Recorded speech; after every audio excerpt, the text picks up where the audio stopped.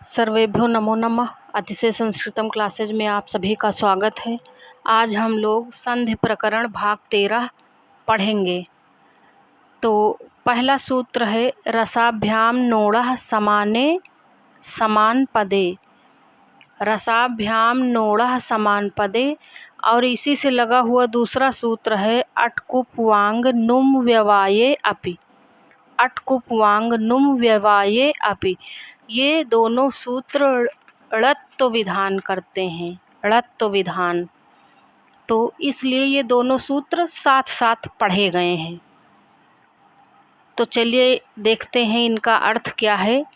किसी एक ही पद में यदि रा, सा अथवा ह्रस्व या दीर्घ री के बाद ना आए तो ना के स्थान में ड़ा हो जाता है। और यदि रा, सा और ना के बीच में कोई स्वर या व रा हा यानी कि अट प्रत्याहार, अटकुप वांग नुम व्यवाये पे दिया है ना, तो अट प्रत्याहार, तो अट प्रत्याहार में ये आएंगे सभी स्वर हा या व रा।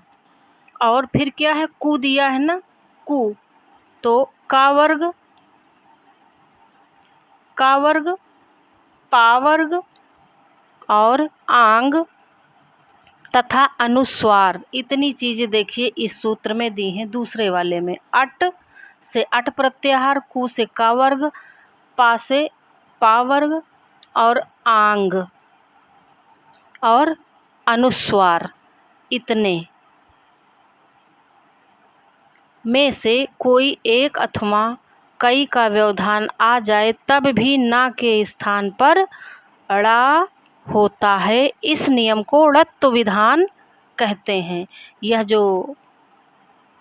ये दोनों सूत्र हैं, ये णत्व विधान करते हैं। तो किसी पद में रा, सा अथवा ह्रस्व या दीर्घ री के बाद ना आवे तो उसको ड़ा हो जाता है, ऐसा ये सूत्र कहता है। पर यदि रा, सा और री के बीच में,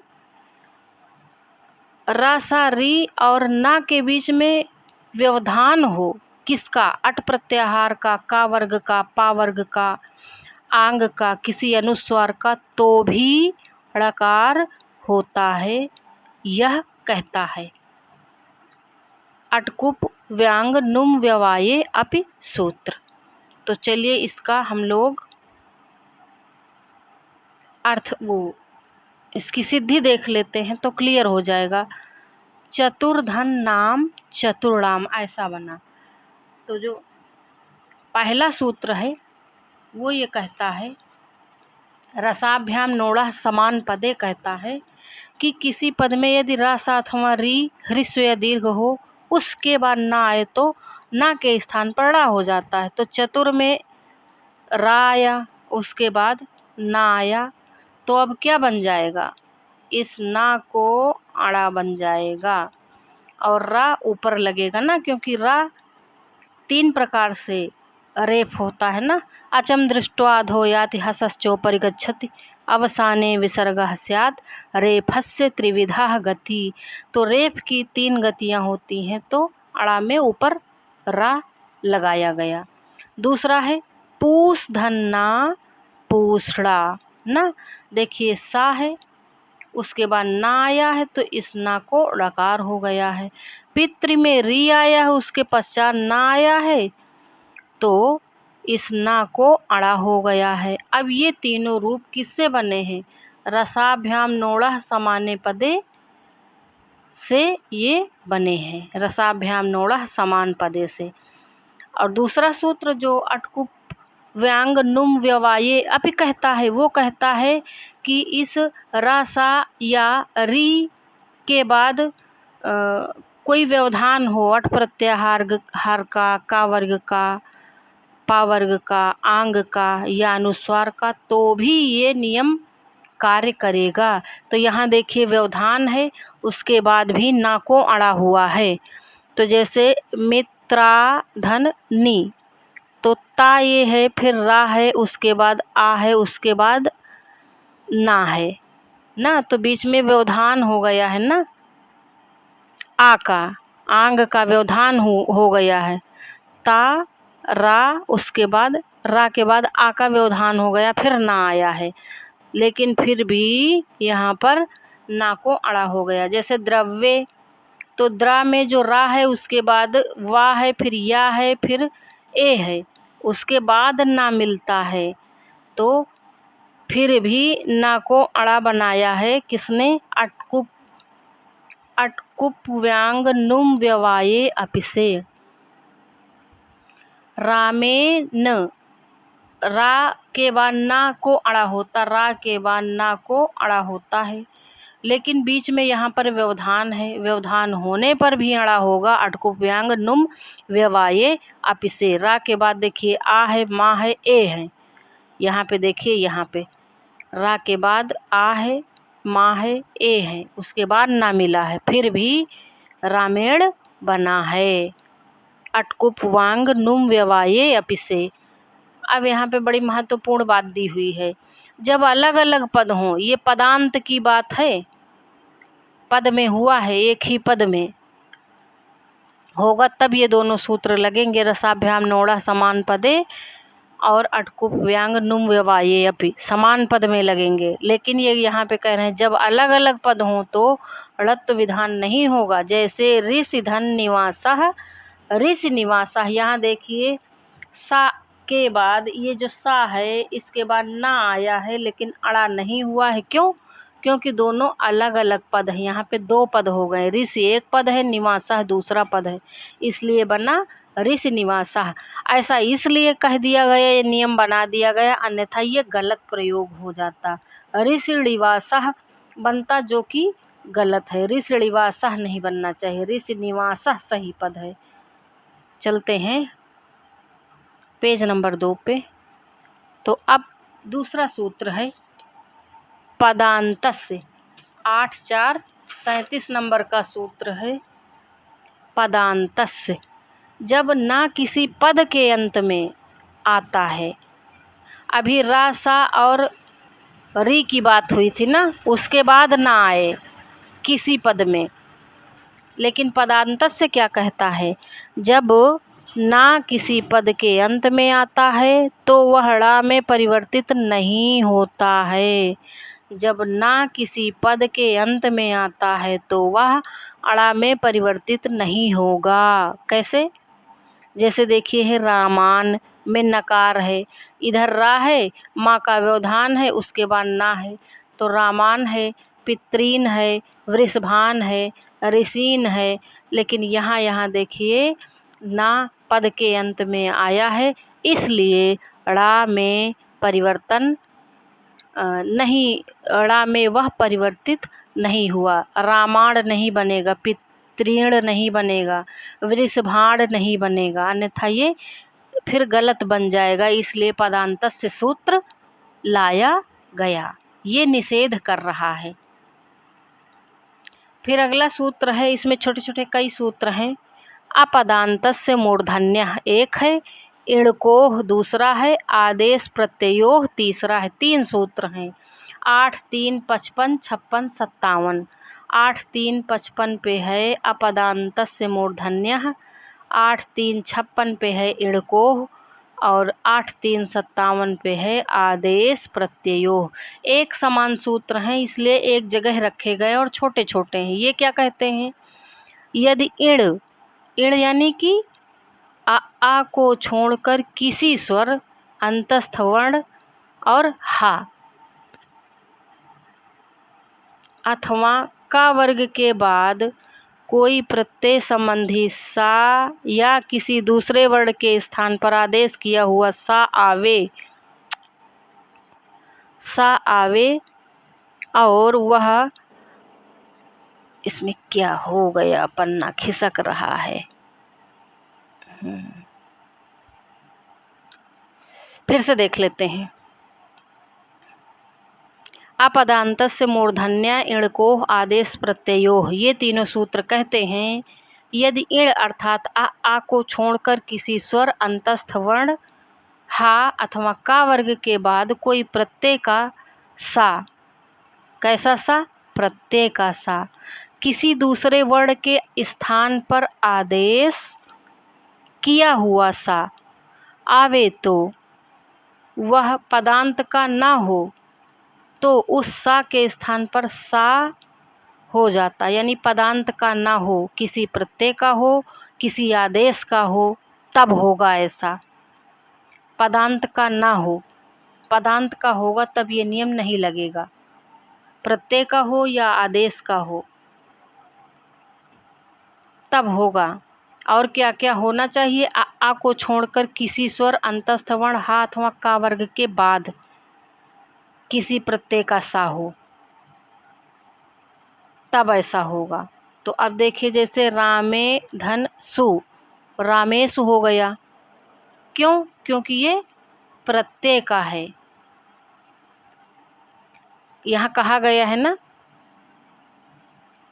प्रत्यय का सा या किसी दूसरे वर्ण के स्थान पर आदेश किया हुआ सा आवे, पदांत का ना हो। तो यहाँ पर ये जो रामेशु है ये पदांत का नहीं है, ये प्रत्यय का है। यहाँ पर सु और जस वाला ये प्रत्यय लगा है ना, तो रामेशु ये सा प्रत्यय का है, इसलिए यह वाला सा मूर्धन्य सा में परिवर्तित हुआ। अन्य साम में यह भी प्रत्यय का है, इसलिए ये सा मूर्धन्य सकार में परिवर्तित हो गया। इसी प्रकार मतिषु, नदीषु, धेनुषु, वधूषु, धात्रिषु, गोषु, ग्लौषु आदि समझना चाहिए। अब ये वाले जो सूत्र हैं, यह सूत्र संधि में तो महत्वपूर्ण है ही। यह जब आप लोग शब्द रूप याद करते हैं तो वहाँ पर भी ये बहुत महत्वपूर्ण हो जाता है, क्योंकि ये जो रूप हैं ये षष्ठी विभक्ति वाले, सप्तमी विभक्ति वाले ये गलत हो जाते हैं इसी सकार को लेकर। तो जब ये नियम हमको पता रहेगा कि प्रत्यय के सकार को मूर्धन्य सकार हो जाता है तो हमारे रूप भी गलत नहीं होंगे। तो अब इसमें महत्वपूर्ण क्या है? राम धन स्या, रामस्य, यहाँ सा नहीं हुआ। क्यों नहीं हुआ? क्योंकि सा के पूर्व आ आया है। आ को छोड़कर ऊपर दिया है ना। राम में आ है ना, मा आ, रा आ, मा आ, फिर स्या है। तो इसलिए यहाँ पर इस दंती सा को मूर्धन्य सा नहीं हुआ है, क्योंकि ये इसके पहले आ का व्यवधान आ गया है, आ गया है। ये यहाँ पे देखिए, आ को छोड़कर ये बात कही गई है ना, इसलिए। और यहाँ देखिए कहीं आ नहीं है। मतिषु, नदीषु, धेनुषु, वधूषु, धात्रिषु, गोषु, ग्लौषु आदि में कहीं पर नहीं है, इसलिए। तो इसी प्रकार पेश धन अति, पेशति में सा नहीं हुआ, क्योंकि सा ना किसी प्रत्यय का है ना किसी आदेश का है, इसलिए। अब पेज नंबर 2 पर चलते हैं। यदि सा पद के अंत में हो तो शत्व विधान नहीं होगा। सा जब भी किसी पद के अंत में होगा दंती सकार तो मूर्धन्य सकार नहीं होगा। जैसे हरि शब्द है, यहाँ हरि शब्द के बाद आया हुआ जो सा है, जो सु और जस करके आया है, सा उस सु प्रत्यय का अवयव है, किंतु पद के अंत में है। सु प्रत्यय का तो है, पद के अंत में है, अतः सत्व विधान नहीं हुआ है। क्यों नहीं हुआ है? सु प्रत्यय का अवयव है, डायरेक्ट उसका सकार नहीं है प्रत्यय का, इसलिए नहीं हुआ है। अब आइए देखते हैं अगला सूत्र। 6 चा, छोटा सा सूत्र है, 6 63 नंबर का सूत्र है। वृत्ति है हरिस्वस्य 6 तुक, हरिस्वस्य 6 तुक। सूत्र प्रकार तुक का आगम करने वाला विधि सूत्र। 6 चा क्या करता है? तुक का आगम करता है। कब कब तुक का आगम करता है? हरिस्व स्वर के बाद छा आए तब वो तुक का आगम करेगा। तो पद परिचय देख लेते हैं। 6 चा 2 पद हैं, 6 में सप्तमी विभक्ति है और अनुवृत्ति है हरिस्वस्य तुक। अनुवृत्ति किसकी है? हरिस्वस्य की और तुक की। और सूत्र का अर्थ है, यदि ह्रस्व स्वर के बाद छा हो तो उस स्वर को तुक का आगम होता है। अब यहाँ पे देखिए पूरी सिद्धि करके हम दिखा रहे हैं।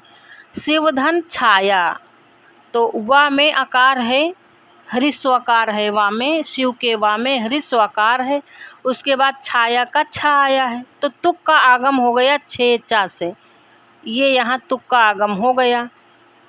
अब शिव धन तुक धन छाया, तो तुक में अनुबंध लोप कर दिया किसका, का हलंत्यम से, और तकार के उकार का उपदेश अनुनासिक से इत संज्ञा और तस्य लोपा से लोप हो गया, तो बचा क्या, केवल ता बचा। अब जब ये शिव ता और छाया इतना रूप बचा, शिव ता और छाया इतना रूप बना, तो अब यहाँ पर स्तोह स्तुना स्तुह सूत्र लग जाएगा। स्तोह स्तुना स्तुह क्या कहता है, स्तोह स्तुना स्तुह पढ़ा चुके, कहता है सकार या तकार के योग में शकार या चा वर्ग आए तो शकार चकार हो जाता है, तो इस नियम से इस ता को चा हो गया है। ये यहाँ जो चा आ गया है, ता परिवर्तित होकर चा बन गया है स्तो स्तुना स्तुह से, और रूप निष्पन्न हो गया शिवत छाया, तो शिवत छाया रूप बना तुक का आगम करने पर। अब यहाँ पर पूछ लिया जाए शिवत छाया में किसका आगम हुआ है, तो तुक का आगम हुआ है, चुक का आगम मत कर देना, तुक का आगम हुआ, और तुक के ता को चा हुआ है स्तो स्तुना स्तुह से, ऐसा ध्यान देंगे। इसी प्रकार ये रूप भी बने हैं, मातृछाया पितृछाया शोधत छात्रा आदि रूप बने हैं। यहाँ पर ये जहाँ जहाँ चा है सब में स्तोह स्तुना स्तुह लग के बना है, पहले तुक का आगम हो गया है, फिर उस तुक के तकार को स्तोह स्तुना स्तुह से चकार आदेश हुआ।